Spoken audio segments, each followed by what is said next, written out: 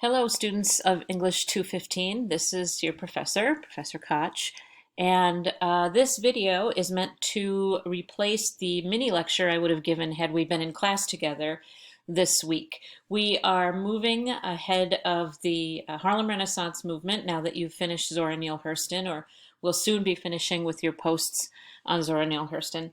The next movement in the middle of the 20th century is Realism, Naturalism, and Modernism.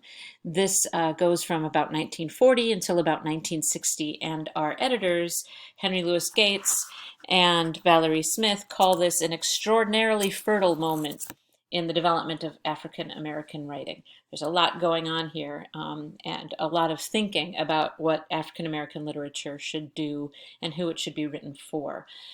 This material comes in large part from the beginning of Volume 2, pages 93 through 99. That is a correction. The page numbers for the background in the revised schedule need to be updated. So pages 93 through 99 in Volume 2. And there's Doug encouraging you to remember that we're now going to be moving ahead into the second volume of the anthology. If you are having trouble finding these texts because you were unable to get the book, make sure you look on the internet and let me know if you have any troubles at all so I can try to be of help. Okay, so first, some really brief historical context. We know, again, that this movement follows the Harlem Renaissance. There's a lot going on in this period of American history. World War II, the second wave of the Great Migration. Black Americans are continuing to experience a lot of discrimination and segregation, particularly in the Jim Crow South, where Jim Crow rules were standard. But in 1954, we see the Brown versus Board of Education ruling that said that segregation laws were unconstitutional. And we see the Montgomery bus boycott of 1955. So we see a nascent civil rights movement and a lot of social change. And this literature reflects that.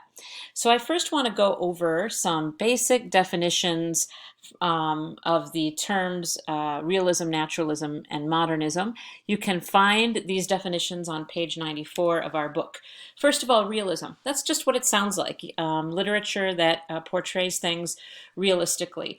The book uses the phrase faithful representation of reality. Nothing is going to be sugar-coated, and the depictions will be true to life. Sorry about my hyphen error here. I just noticed that.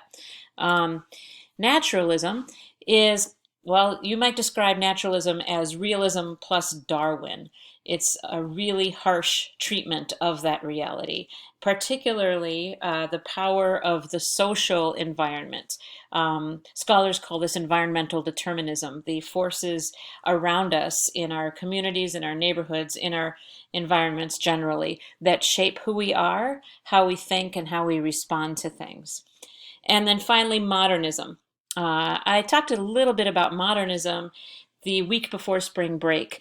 Modernists experimented with everything, with subject, with form, and so modernism is considered a break with the familiar functions of language and conventions of form. Again, trying new things. So those are some basic definitions I'll want you to keep in mind, particularly though, realism and naturalism.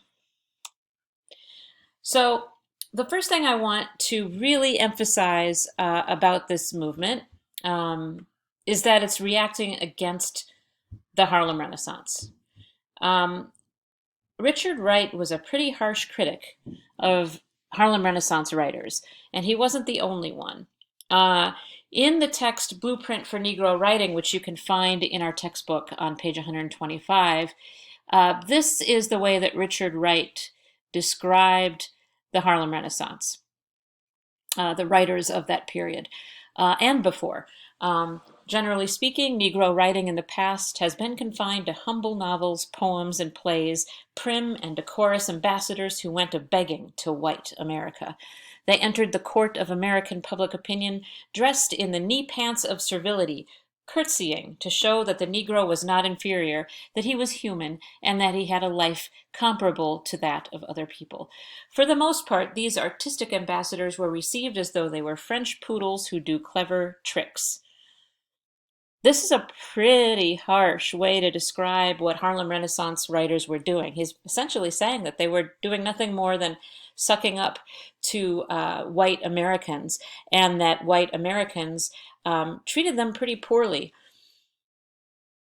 Um, Similarly, and our book says this on page 97, Alan Locke said that Harlem Renaissance writers wrote for, quote, a gallery of fattest Negrophiles rather than for black people themselves. So, in other words, he's saying that Harlem Renaissance writers were catering to the tastes of white people who were fascinated with black people, but they didn't write for black audiences. And so the writers in this period, even some of whom were even critical in the Harlem Renaissance movement itself, later became uh, upset, disillusioned with the purposes of writing and how African American writing was being treated in broader society, and who black writers were writing for. So let's look at how we can describe some of the general characteristics of the writing of this period. A key phrase here is urban realism, and this is shaped very much by Richard Wright's novel Native Son, set in South Chicago. Um, Literature of this period tends to have a very northern and urban sensibility. As our book says, it documented the gritty realities of urban living for Black Americans, filtered through the lenses of urban sociology and the conventions of naturalism. Again, that means the influences of the environment on the way that we act and perceive things. We see a lot of working class subjects here. And another key theme in the literature of this period is social protest. Our book says that Black art and social protest were one and the same. We might say the same of, say, slave narratives. This isn't a totally new concept. Another phrase that stands out in the book is that this literature is considered the new poetry of the proletariat, the working people. We see a continued development of what the book calls Black urban street culture. That's from page 95. So Black idioms, Black ways of speaking, northern city settings, as I've mentioned, and also the theme of resistance, standing up to white racism and segregation and white supremacy. Key figures in this movement are Richard Wright. I had to take him off of our schedule, unfortunately, because of the time that we lost. But I hope in the excerpt I showed you and the excerpt that's coming up that you'll develop an appreciation of what he was able to contribute. James Baldwin, just an American master. You may have seen the movie If Beale Street Could Talk a couple of years ago. He wrote that novel. We're going to be reading Sonny's Blues by him. Lorraine Hansberry, the playwright who wrote A Raisin in the Sun. Ralph Ellison, we won't be reading anything by him, but I encourage you to take a look at the excerpts that are in our book. He's the author of Invisible Man. And Chicago's own Gwendolyn Brooks. Take a look at her selections as well. Just an amazing poet, and we will definitely get to her at the end of the semester if you don't have time to skim her in the next week. Okay, I wanted to show you an excerpt from Richard Wright's collection of vignettes, nonfiction, called The Ethics of Living Jim Crow. This is in our book on page 139, this particular excerpt. And in these vignettes, he explains to his audience what it's like to grow up as a black boy and then a black man in the Jim Crow South, where he is experiencing racism and white supremacy and discrimination on a daily basis. Here he is as a teenager. And he's been describing a series of jobs that he's had, and in each workplace he experiences his own type of discrimination. And here he is hired again. Here my Jim Crow education assumed quite a different form. It was no longer brutally cruel, but subtly cruel. Here I learned to lie, to steal, to dissemble. I learned to play that dual role which every Negro must play if he wants to eat and live. You can see in my margin note here that this is very much like what Du Bois describes in The Souls of Black Folk. We looked at the excerpt where he describes Tunis. For example, it was almost impossible to get a book to read. It was assumed that after a Negro had imbibed what scanty schooling the state furnished, he had no further need for books. I was always borrowing books from men on the job. One day I mustered enough courage to ask one of the men to let me get books from the library in his name. Surprisingly, he consented. I cannot help but think that he consented because he was a Roman Catholic and felt a vague sympathy for Negroes, being himself an object of hatred. Armed with a library card, I obtained books in the following manner. I would write a note to the librarian saying, "Please let this N-word boy have the following books." So he's giving us that urban realism, that slice of reality, of what it's really like to be living in this environment. Earlier in this video, I read the beginning of Richard Wright's blueprint for Negro writing, in which he describes what his vision is for how Black people should write and what they should write about. So I wanted to share with you, as we are wrapping up here, just a few more excerpts, and the page numbers refer to our book here. Today, the question is, shall Negro writing be for the Negro masses, molding the lives and consciousness of those masses toward new goals, or shall it continue begging the question of the Negro's humanity? Remember how we talked with the Harlem Renaissance about how one of the big themes was the humanity of Black people? Well, he's confronting that. Of course, Black people are human. We need to start with that assumption instead of trying to prove it to white people.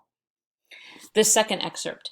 In order to depict Negro life in all of its manifold and intricate relationships, a deep, informed, and complex consciousness is necessary. And finally, Negro life may be approached from 1,000 angles with no limit to technical and stylistic freedom.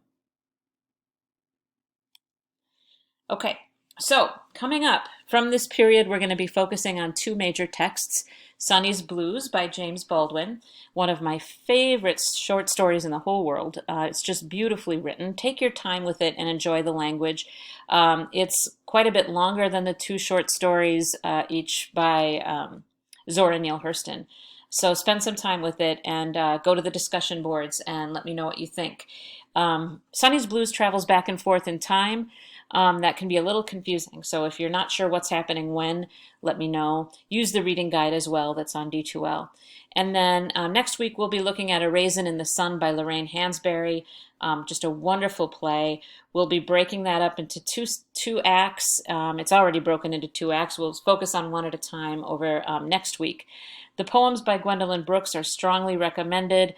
I would love to have discussed those more, but I'm trying to be realistic about how much reading you can get done with our new schedule.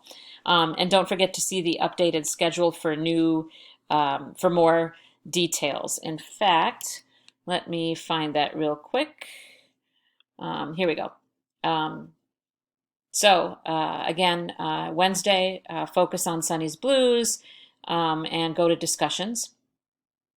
And then for next week, week 11, we'll be reading Lorraine Hansberry, and I'd like you to post in discussions there. Don't forget to come back and reply, and don't forget to come back and read what your classmates and I say so that you can get the full experience of a class discussion.